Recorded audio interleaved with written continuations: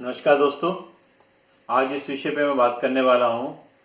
उसमें फिर से एक नॉर्मल न्यूबॉर्न की कुछ ऐसी बातों के बारे में डिस्कस करेंगे जो पेरेंट्स को कभी कभी दिक्कत लगती है या उनके अंदर कुछ ऐसे विचार होते हैं ये जो उन्होंने सुना होता है अपने फैमिली मेम्बर्स से या जो भी फैमिली में लोग आते जाते रहते हैं कि ये चीज़ें ऐसे है तो नॉर्मल है, ऐसे है तो नॉर्मल है। तो उन तीन चार चीज़ों के बारे में हम बात करते हैं।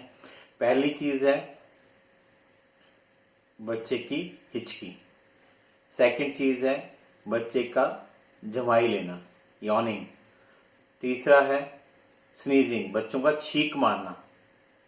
और चौथा है फार्टिंग, बच्चे जो गैस पास करते हैं पॉटी के साथ और वैसे भी पास करते रहते हैं आवाज के साथ। तो ये चार ऐसी चीजें हैं जो कि नॉर्मल न्यूबॉर्न में बहुत ही कॉमन है। जब भी बच्चे पैदा होते हैं तो बच्चे जब भी दूध पीते हैं तो बहुत बार उनको हिचकी लग पड़ती है। दूध पीने के बाद कई बार हिचकी लग पड़ती है, कई बार आराम से लेटे हैं तब भी हिचकी लग पड़ती है। तो बहुत सारे पेरेंट्स ये सोचते हैं कि नॉर्मल है, बहुत सारे सोचते हैं कि अब नॉर्मल है। कुछ कहते हैं कि इतनी बार होनी चाहिए दिन में, कुछ कहते हैं इतनी बार होनी चाहिए दिन में। तो ऐसा कुछ नहीं है, ये एक नॉर्मल प्रोसेस है।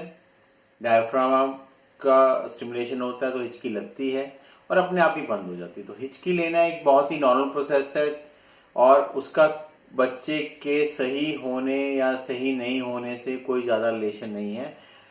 मोर सो हम ये कह सकते हैं कि हिचकी ले रहा है तो एक नॉर्मल बच्चा है, ठीक है, हम कह सकते हैं सही है।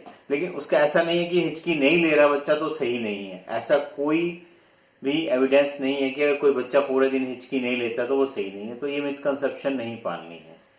सेकंड है यॉनिंग, जमाई लेना। तो जमाई भी बच्चे तब लेते हैं बहुत जब उनको नींद आ रही होती है, थोड़ा स्लीपी फील कर रहे हैं, डोजिंग होते हैं, मतलब सोने लगते हैं, उस टाइम वो जमाइयाँ मारते हैं।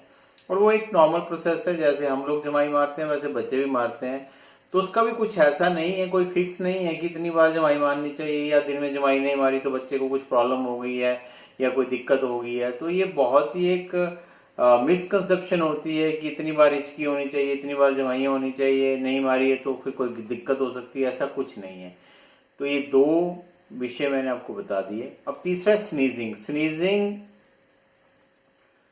छोटे न्यूबॉर्न बच्चों में रिफ्लेक्स स्नीजिंग होती है। रिफ्लेक्स स्नीजिंग का मतलब है नाक के आसपास कोई कपड़ा लगेगा तब स्नीज कर सकते हैं, आपने बच्चे के कपड़े उतारे तब स्नीज कर सकते हैं, उसका जो ओडन है जो उड़ाया हुआ उसको वो कपड़ा हिलाया तो स्नीज कर सकता है, आंख पे तेज लाइट गिरी तो रिफ्लेक्स स्नीज कर सकता है, जोर की आवाज हुई, दरवाजा जोर से बजा या कोई और तेज साउंड हुई तो स्टार्टर रिफ्लेक्स के साथ साथ स्नीज कर सकता है।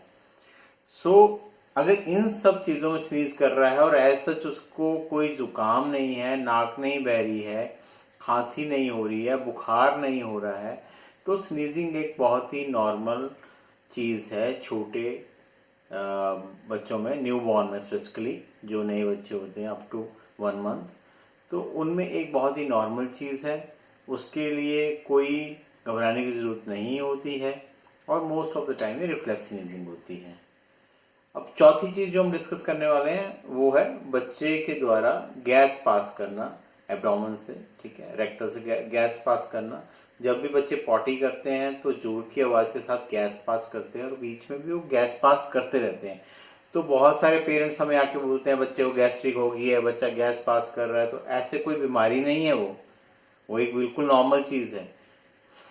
मदर मिल्क में कुछ ऐसे प्रोडक्ट्स होते हैं जिनकी वजह से थोड़ी सी फ्लैटुलेंस रहती है और बच्चे को गैस पास करने में इजी रहता है और बच्चे बार बार गैस पास करते रहते हैं, उनसे उनका पेट हल्का रहता है, वो रिलैक्स रहते हैं।